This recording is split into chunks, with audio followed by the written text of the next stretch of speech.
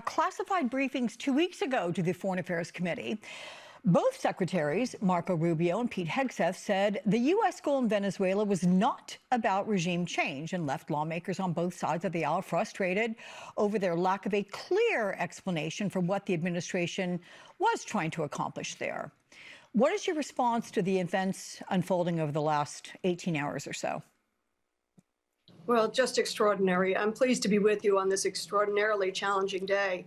And to follow up on your reporting there, what exquisite work by our military. So I have extraordinary confidence in Chairman Kaine and our military, but extraordinarily troubling briefing by both the president and by the secretary.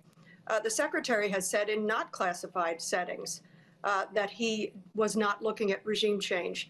The administration has said that if they were to go on land in Venezuela, of course they would come to Congress. Of course, they did not do that. And I had the chance to speak to the secretary following that classified joint briefing to Congress about the Venezuelan boat strikes.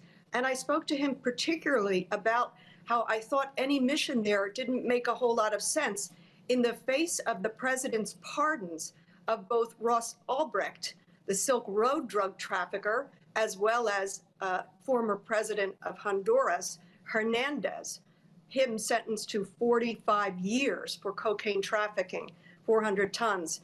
Mr. Rubio said to me, "Oh, I had nothing to do with the pardons." Strangely, the president seemed to say differently. This is an unbelievably troubling time.